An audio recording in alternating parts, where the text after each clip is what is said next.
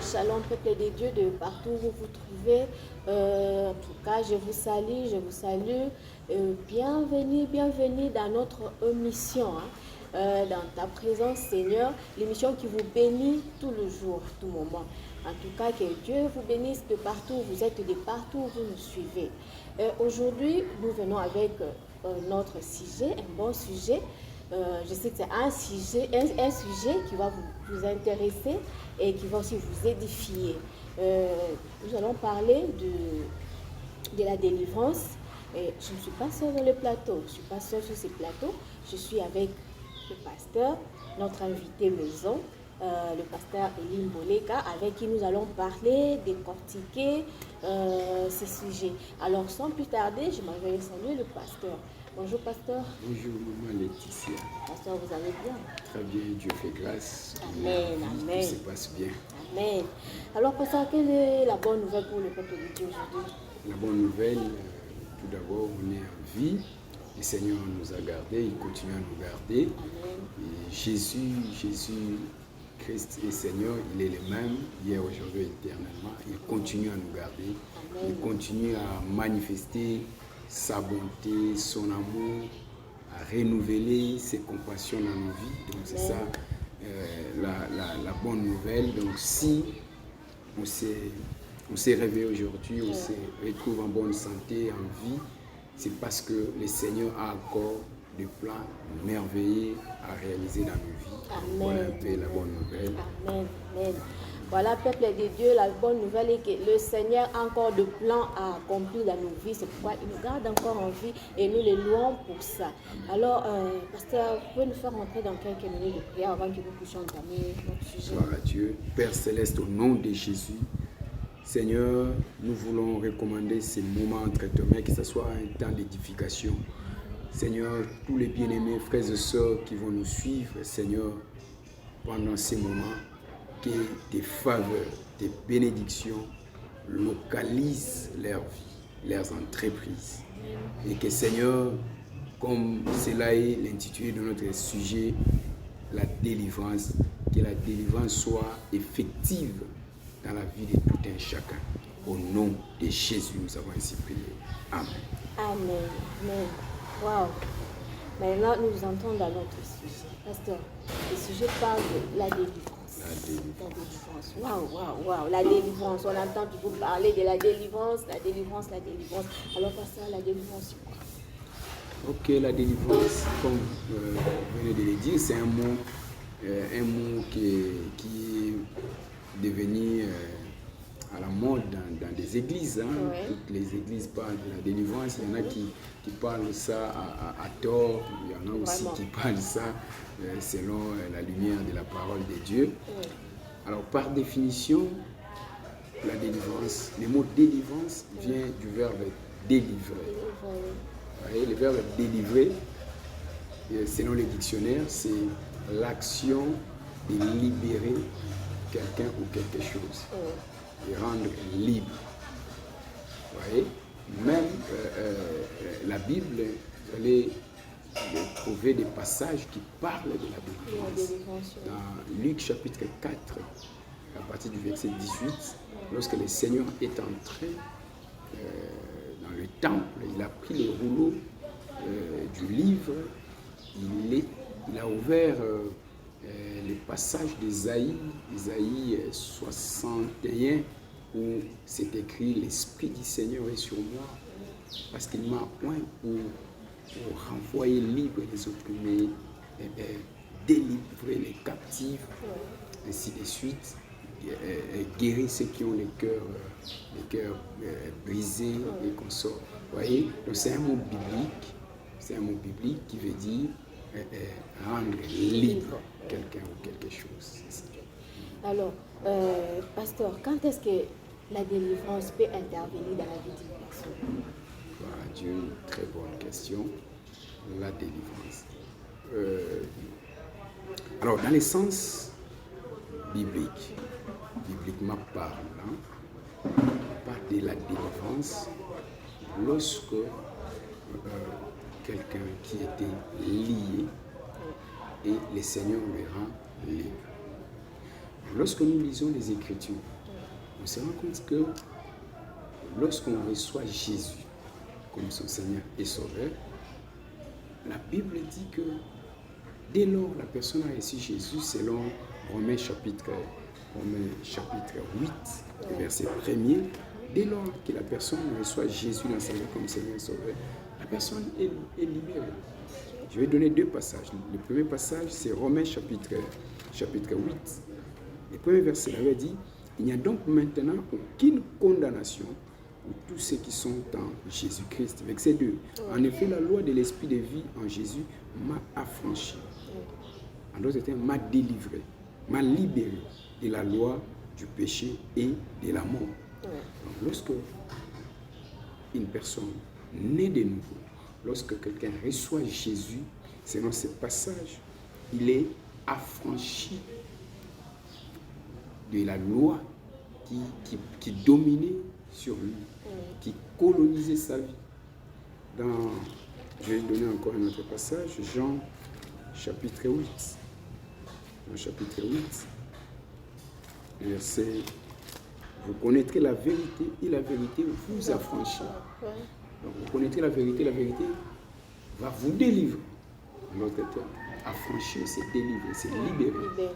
La vérité va vous libérer. Et cette vérité, c'est Jésus. Lorsque quelqu'un prend connaissance de la personne de Jésus, il reçoit l'évangile de Jésus. Il croit en cet évangile, il croit en Jésus, il reçoit Jésus dans sa vie. Jésus, dès ces moments, dès ces instants-là où la personne croit en lui, donc la délivrance, on est délivré lorsque on reçoit Jésus. Lorsque la personne reçoit Jésus dans sa vie, il est délivré. Jean chapitre 8, le verset 32 dit, vous connaîtrez la vérité et la vérité vous affranchira. Le verset 36, si donc le Fils vous affranchit, vous serez réellement libre. La définition, nous avons dit que la délivrance, c'est l'action de rendre libre. Lorsque Jésus t'a franchi, tu es réellement délivré. Donc, on est délivré lorsqu'on reçoit Jésus dans sa vie. Pasteur, on est délivré lorsqu'on reçoit Jésus-Christ dans sa vie. Bon, mais prenons par exemple mon exemple à moi. Je vais à l'église. Moi, j'ai déjà reçu Jésus. Je viens à l'église, on me dit non, tu dois passer par la délivrance. Et c'est quel genre de délivrance on parle? C'est la délivrance de Jésus ou la délivrance physique? Je ne comprends rien. C'est un peu de nous expliquer, parce qu'il y a des églises qui parlent de délivrance des terres, délivrance des familles, délivrance. C'est quel genre de délivrance? Maman Letty, merci pour cette question. Vous savez, c'est une question très pertinente. C'est moi, ça peut nous prendre beaucoup de temps. Vous savez, j'ai très mal dans mon cœur lorsque je vois les gens enseigner la délivrance de la manière dont ils enseignent ça. Incroyable, quelqu'un qui est né de nouveau, quelqu'un qui a reçu Jésus-Christ comme Seigneur et Sauveur, il est délivré. Maintenant, les gens sont en train de confondre les enseignements, les concepts. Vous voyez, prenons par exemple quelqu'un qui n'a pas, il vient de terminer les études, il n'a pas encore trouvé du travail, on dit qu'il a besoin de la délivrance. Ça n'a pas de sens. Il est lié par le lien familial. Ça n'a pas de sens. Quelqu'un qui n'a pas encore trouvé du mariage, on dit qu'elle doit passer par la délivrance. Ça n'a pas de sens. Vous voyez, là c'est une autre matière. Vous voyez, on peut parler des épreuves, tout ça. On peut lui enseigner à la personne qui cherche le travail comment aller chercher le travail par-ci par-là. Ça n'a rien à voir avec la délivrance. On est délivré lorsqu'on reçoit Jésus. Seulement, il y a des concepts que les gens doivent comprendre. Un chrétien, quelqu'un qui a reçu Jésus comme Seigneur et Sauveur, il ne peut plus être habité par un démon. Il peut être combattu. Le combat spirituel est une réalité. Quand on est chrétien, dès qu'on devient chrétien, on entre dans une guerre avec le diable. C'est ce qu'on appelle le combat spirituel. Paul disait à Timothée, combat le bon combat de la foi.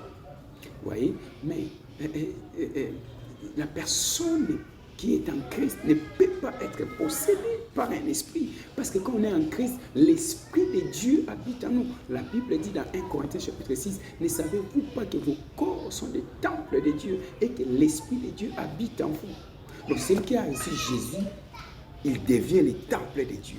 Le Saint-Esprit vient habiter en lui. Maintenant, lorsque un démon doit encore venir habiter, ils vont se séparer comment? Comment ils vont se séparer des places? Le Saint-Esprit va occuper quel compartiment et les démons quel compartiment? Non. C'est un mensonge du diable. C'est un mensonge que le diable a inculqué dans les églises, s'il vous plaît. Hein? Vous savez, aujourd'hui, Maman Laetitia, si je commence à dire aux gens, à enseigner aux gens que tu as des liens, tu es possédé, les gens viendront nombreux. Oui. Alors le diable a compris que c'est une stratégie, une bonne stratégie pour faire son travail, et il a embrayé beaucoup de pasteurs qui enseignent de telles histoires. Mais nous, lorsqu'on est en Christ, on est libéré, on n'est plus délivré, on n'a plus besoin de délivrance parce qu'on est déjà délivré. Seulement, on peut être combattu. Les chrétiens peuvent avoir des menaces, des oppressions de l'ennemi. Mais il ne peut pas être habité par des démons, lié par des esprits mauvais, être sous une condamnation quelconque, parce qu'il n'y a plus de condamnation. C'est la parole de Dieu. On doit marcher selon la parole de Dieu, confesser la parole, ce que la parole dit. La parole dit qu'en Christ, il n'y a plus de condamnation. On est libre. Mais on est libre alors, parce qu'il y a des cas que nous voyons, nous sommes dans des églises, nous fréquentons, nous voyons, il y a des fois quelqu'un qui vient là, le pasteur qui dit non, il faut qu'on délivre cette personne, et pendant qu'on prie pour lui, il y a des esprits qui parlent dans cette personne, ou soit il y a des choses qui sortent de son corps, et tout ça, ça provient d'où? Merci beaucoup, maman. Et qu'est-ce qu'on va appeler cette action-là? C'est la délivrance ou c'est, je ne comprends pas? Évidemment, c'est la délivrance. C'est la délivrance. Je ne refuse pas que les pasteurs puissent prier pour quelqu'un qui est possédé par des démons. La personne tombe, les esprits partent. Je ne suis pas contre ça. Mais je suis en train de dire ceci.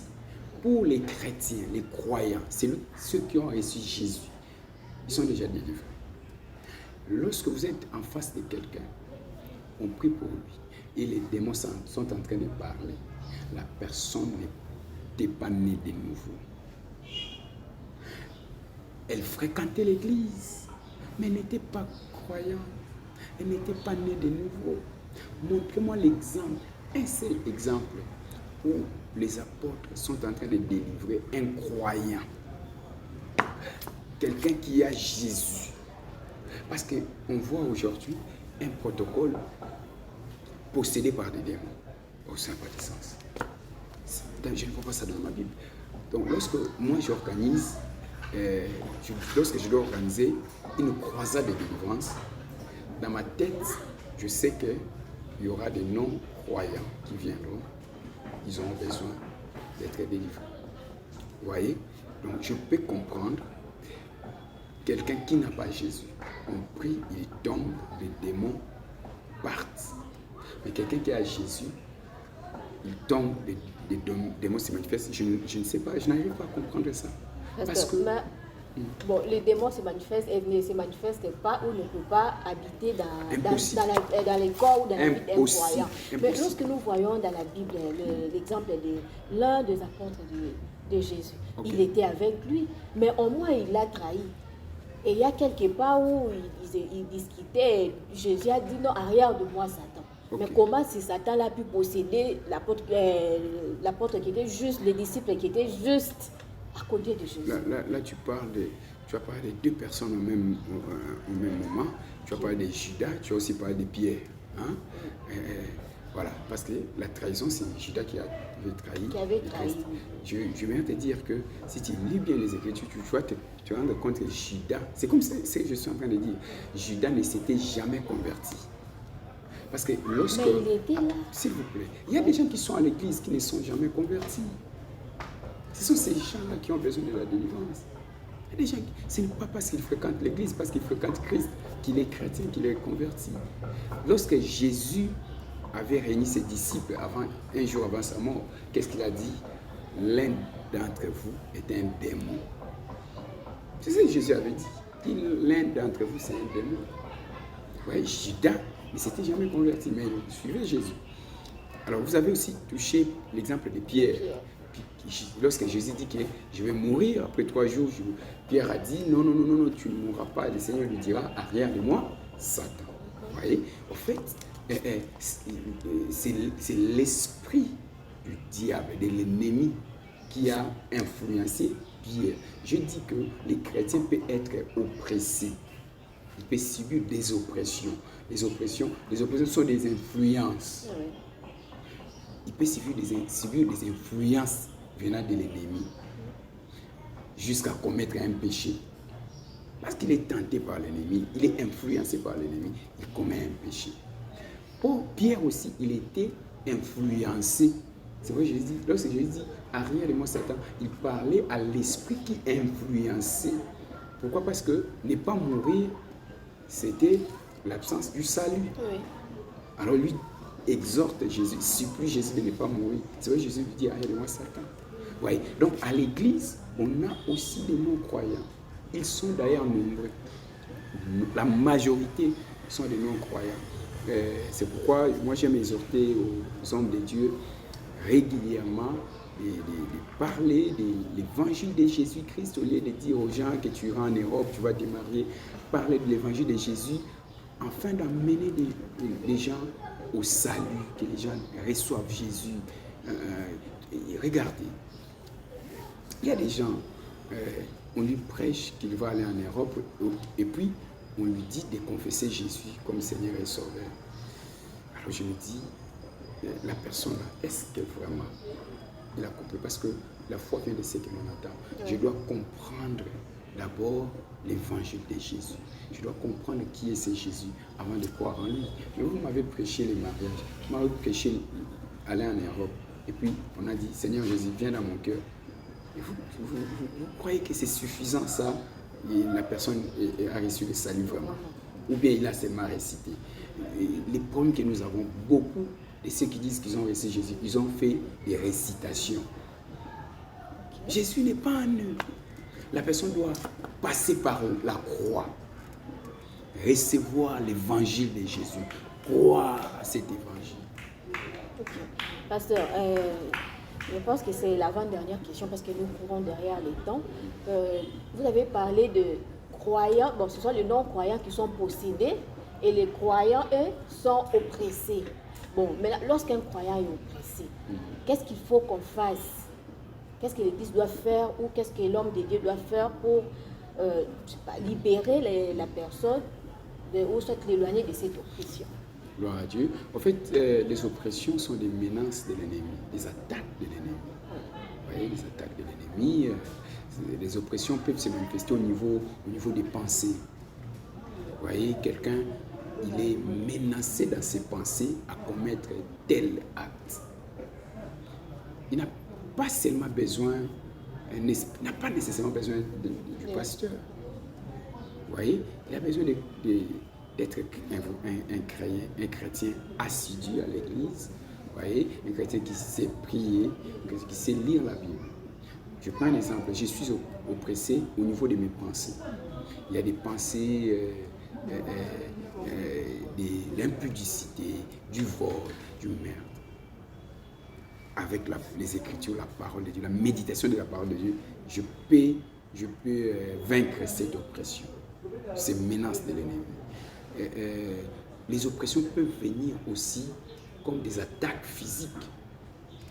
Vous voyez, tu peux prier, demander l'aide d'un chrétien, d'un croyant qui est plus affermi et t'accompagner dans la prière. Ça peut être un pasteur, un encadreur d'un département à l'église. Il peut t'accompagner dans la prière, voir un peu. Mais tu n'es pas habité par les esprits. Okay. Tu n'es pas habité. Toi-même, tu peux te lever, tu fais des prières, des prières des prières d'autorité, hein, pour te libérer de ces menaces-là, de ces influences. Ok. Pasteur, je pense que ça c'est la dernière question. Est-ce qu'il y a-t-il une différence entre la délivrance et l'exorcisme? La délivrance et l'exorcisme. Moi, je crois que l'exorcisme fait partie de la délivrance. Ça fait partie de la délivrance parce que la délivrance a plusieurs étapes. Vous voyez, on peut commencer par une cure d'âme, la cure d'âme. La cure d'âme, en fait, c'est ça l'exorcisme. On veut comprendre l'origine. C'est comme ce que les médecins font, l'anamnèse que les médecins font. On veut comprendre comment ce problème est arrivé, l'origine de ces problèmes, de ces combats, de ces liens-là. C'est ça, en fait, l'exorcisme. Et avec l'aide du Saint-Esprit, l'aide du Saint-Esprit par la parole, des connaissances, les dons, les discernements des esprits, ça amplifie encore la réussite de ce travail. Et après cette étape, on aborde maintenant l'étape de la prière. Lorsqu'on a les éléments de la cure d'âme, on invite la personne à la prière, on peut associer l'équipe d'intercession ou quelques hommes de Dieu à l'église, on prie pour la personne et la personne est libérée. Donc, vous faites la cure d'âme, vous priez pour la personne, vous l'amenez à recevoir le Seigneur, vous nous parlez de l'évangile de Jésus, vous l'amenez au salut, vous priez pour la personne. Donc l'exorcisme est intégré dans la délivrance. Ok, merci beaucoup, pasteur. Avant que nous puissions clôturer, pasteur, j'aimerais que vous puissiez dire un petit mot, pas exhorter le peuple de Dieu par rapport au sujet d'aujourd'hui. Gloire à Dieu. J'aimerais dire aux enfants de Dieu qui me suivent, vous n'avez pas besoin de courir par-ci, par-là pour aller chercher la délivrance. Lorsque vous êtes en Jésus, vous avez reçu l'évangile de Jésus. Vous avez accepté Jésus comme votre Seigneur et Sauveur. Sachez que vous êtes sauvé, vous êtes délivré. Vous n'êtes plus sous une quelconque malédiction. S'il y a un besoin, un problème qui persiste, priez, cherchez la face de Dieu. Appliquez les principes bibliques que Dieu a établis pour sortir du problème en question. Demandez l'aide des hommes de Dieu ou des chrétiens. Parce que la Bible a dit, soutenez-vous les uns les autres. Demandez l'aide de Dieu, des autres dans la prière. C'est un peu ça. Ça peut être une épreuve, une école que Dieu est en train de vous faire passer. Un temps difficile. Est-ce que Job avait besoin d'aller chercher la délivrance?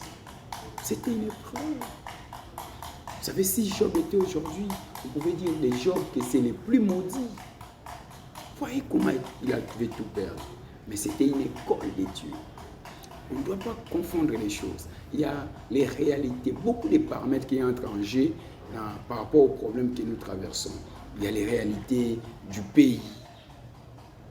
Les réalités du pays qui font que la majorité sont dans les chômages. Voyez un peu. Est-ce que c'est le diable? Donc on doit comprendre toutes ces notions pour bien suivre le Seigneur, bien servir le Seigneur. Bien aimé dans le Seigneur, si vous n'avez pas encore donné votre vie à Jésus-Christ, croyez en lui et vous serez délivrés. Si vous avez reçu Jésus comme votre Seigneur et Sauveur, sachez que vous êtes déjà délivrés. Il n'y a plus de condamnation pour tous ceux qui sont en Jésus-Christ. Attachez-vous à Dieu. La Bible dit que le juste vivra par sa foi. Habakkuk dit, j'étais dans mon poste et je veillais. Servez le Seigneur, demeurez dans la prière, dans la méditation de Dieu, dans la crainte de Dieu, dans les sacrifices. Vous verrez la gloire de Dieu un jour apparaître. Mais aussi longtemps que cette gloire n'est pas encore venue, la visitation n'est pas encore venue, bien aimé, ce n'est pas du tout la malédiction. Peut-être que c'est un temps d'épreuve. Que Dieu te bénisse. Amen, amen. Merci beaucoup, pasteur. Waouh! En tout cas, nous sommes bénis. Nous sommes bénis, pasteur. Et nous venons maintenant de comprendre tous que lorsque peut-être il y a des blocages où rien ne va, ce n'est pas nécessairement que nous sommes bloqués ou quoi. Non, peut-être ça a un temps. C'est juste attendre le temps de Dieu et puis croire en lui. Croire en lui pour être sauvé et libéré. En tout cas, nous sommes bénis. Merci beaucoup, pasteur. Merci beaucoup. Voilà, nous sommes maintenant à la fin de notre émission. Mais avant que nous puissions clôturer, je me rends que le pasteur fasse une prière de clôture et puis... Je salue tous les bien-aimés membres de l'église Cité de Beraka, de partout où vous êtes dans le monde. Bonjour, que Dieu vous bénisse. Je salue tous les peuples de Dieu, que Dieu vous bénisse. Amen. Voilà, nous allons prier. Seigneur, au nom de Jésus, merci pour ce temps que nous venons de passer. Nous avons compris quelque chose, Seigneur, par rapport à cette notion de la délivrance. Seigneur, je prie au Dieu que tu croises sur le chemin de toute personne qui n'est pas encore née de nouveau. Oui, Seigneur, permets à ces bien-aimés d'accepter dans leur vie, afin qu'eux aussi soient réellement libres selon ta parole. Seigneur, ceux qui sont en train de traverser des moments difficiles, des moments des épreuves, Seigneur, qui ne confondent pas cela aux liens, aux possessions, aux malédictions. Je prie au Dieu que tu te lèves et que tu étendes ta main, que tu fasses du bien à ton peuple, au nom puissant de Jésus. Nous avons ainsi prié. Amen. Amen. Amen. Voilà, c'est la fin de notre mission. Je ne peux pas finir comme ça sans remercier Papa Bavon de là où il est, lui qui me donne toujours cette opportunité de vous parler, de présenter pour vous cette émission. Je le salue là où il est, que Dieu le bénisse.